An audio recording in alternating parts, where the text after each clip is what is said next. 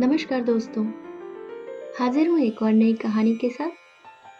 कहानी का शीर्षक है रहोगी तुम वही। लेखिका सुधा अरोड़ा। तो आइए सुनते हैं आज की कहानी।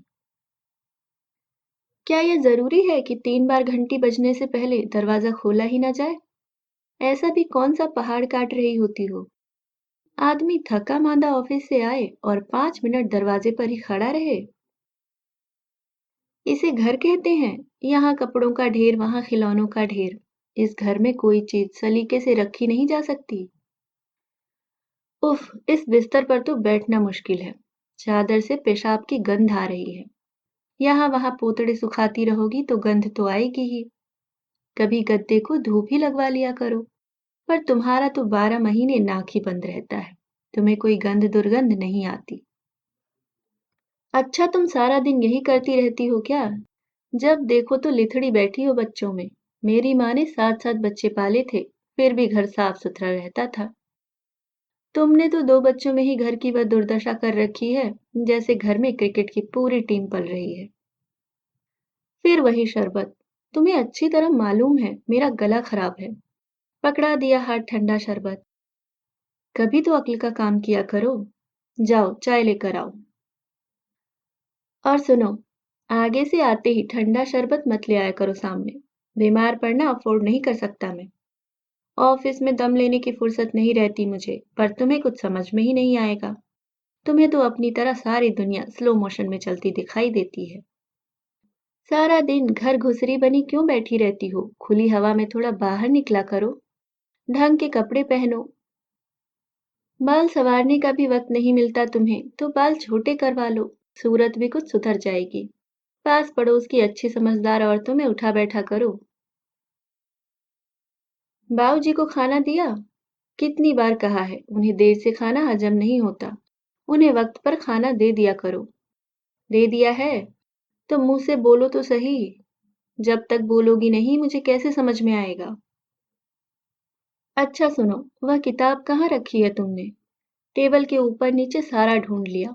सेल्फ भी छान मारा। तुमसे कोई चीज ठिकाने पर रखी नहीं जाती। गलती की जो तुमसे पढ़ने को कह दिया। अब वह किताब इस जिंदगी में तो मिलने से रही। तुम औरतों के साथ यही तो दिक्कत है। शादी हुई नहीं, बाल बच्चे हुए नहीं कि किताबों की दुनिया को अलविदा कह दिया और लग गए नून तेल लकड़ी के खटराग में। पढ़ना लिखना गया भाड़ में। यह कोई खाना है? रोज वही दाल रोटी बैंगन भिंडी और आलू।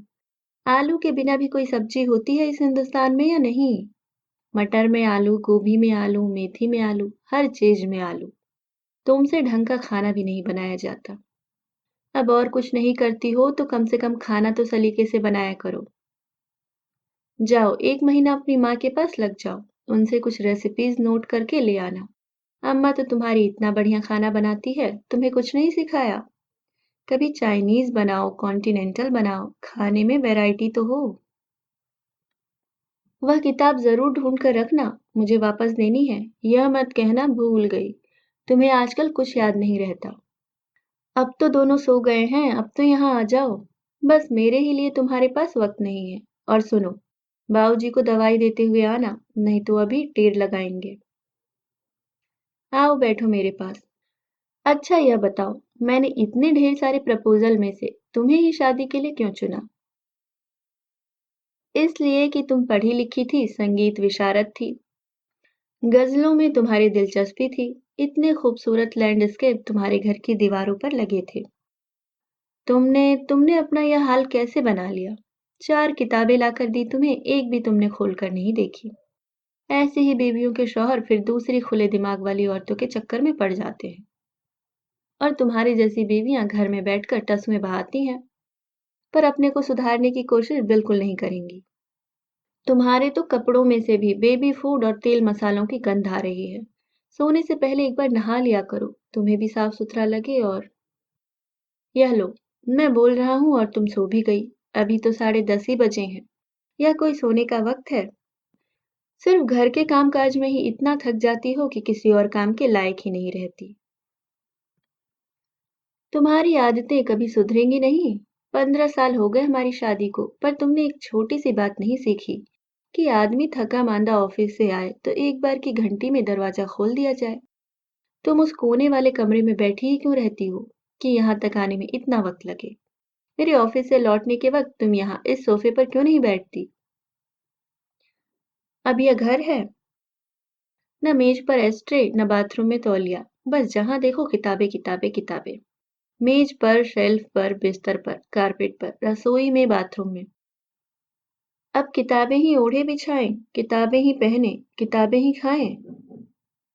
यह कोई वक्त है चाय पीने का? खाना लगाओ। गर्मी से वैसे ही बेहाल है। आते ही चाय थमा दी। कभी ठंडा नींबू पानी ही ले आया करो। अच्छा, इतने अखबार क्यों दिखाई देते हैं यहाँ? शहर में जितने अखबार निकलते हैं सब तुम्हें ही पढ़ने होते हैं। खबरें तो एक ही होती हैं सब में। पढ़ने का भूत सवार हो गया है तुम्हें। कुछ होश ही नहीं कि घर कहाँ जा रहा है, बच्चे कहाँ जा रहे हैं। यह क्या खाना है? बोर हो गए हैं रोज रोज सूप पी पी कर। और यह फलाना ढिमकाना बेक्ड और बॉइल्ड वेजिटेबल खा खा कर।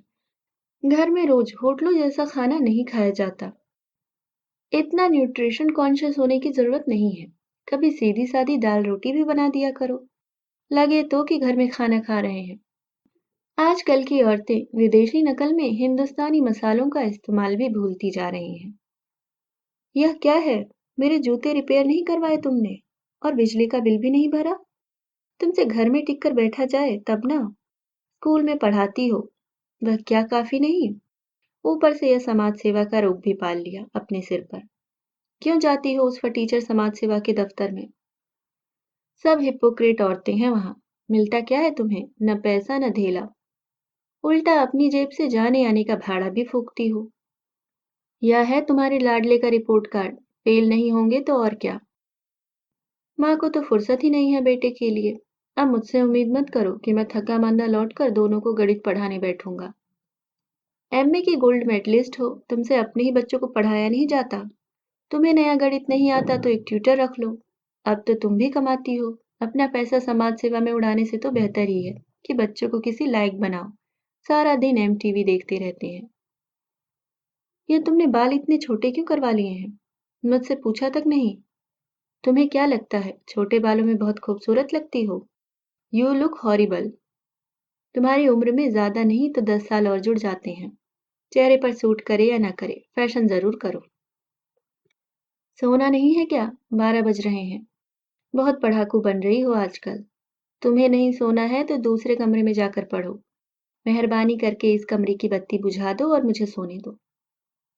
अब हाथ से किताब छोड़ो तो सही।